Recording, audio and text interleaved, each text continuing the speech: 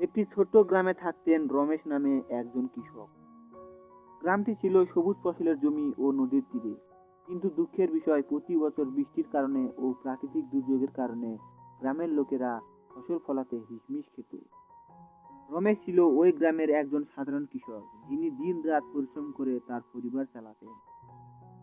প্রতি বছর রমেশ ভালো ফসলের স্বপ্ন দেখতেন, কিন্তু নানা কারণে সেই স্বপ্ন পূরণ হতো না। এক বছর খরার কারণে তার ফসল নষ্ট হয়ে গেল। আরেক বছর বন্যায় সবকিছু তলিয়ে যায়। এসব প্রতিকূলতার পরেও রমেশ কখনো আশা হারায়নি। তিনি প্রতিদিন নতুন কিছু শেখার চেষ্টা করতেন এবং প্রতিটি বাধাকে শিক্ষার অংশ হিসেবে দেখতেন।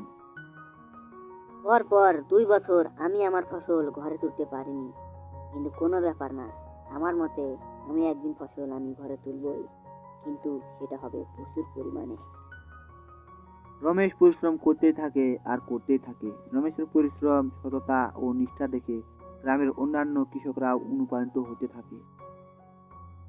দেখছো ভাইরা, রমেশ নিষ্ঠার সঙ্গে তার কাজ চালিয়ে যাচ্ছে। চলো আমরাও আমাদের নিষ্ঠা প্রদর্শন করি। হ্যাঁ ভাই, তুমি সঠিক কথাই বলেছো। তাহলে দেরি কেন, চলো। রমেশ এক সময় বুঝতে পারেন, শুধু কষ্ট করলেই হবে না, আধুনিক চাষাবাদ পদ্ধতি ও প্রযুক্তির ব্যবহার শিখতে হবে।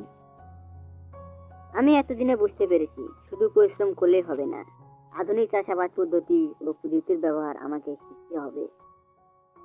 এখন আমাকে বিভিন্ন চাষাবাদ প্রশিক্ষণে অংশ নিতে হবে। এরপর তিনি বিভিন্ন প্রশিক্ষণে অংশগ্রহণ করতে শুরু করেন এবং জৈব সার ও সেচ পদ্ধতি সম্পর্কে অনেক জ্ঞান ও ধারণা লাভ করেন। তিনি কম খরচে ও কম জল ব্যবহার করে কিভাবে বেশি ফসল ফলানো যায় সে কৌশল আয়ত্ত করেন। এরপর থেকে রমেশের ফসল ভালো হতে শুরু করে। ধীরে ধীরে তিনি গ্রামের অন্যতম সফল কৃষকে পরিণত হন।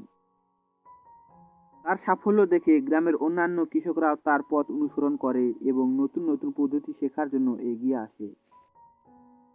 রমেশ এখন গ্রামের নেতা হিসেবে পরিচিত এবং তার নেতৃত্বে পুরো গ্রামই কৃষিক্ষেত্রে এক নতুন বিকল্প ঘটে। আজ রমেশ শুধু একজন সফল Thank কৃষক you নন, guys তিনি for গ্রামের watching this কৃষকদের video. জীবন বদলে দেওয়ার Recently একজন পথ we are প্রদর্শক। hitting 1000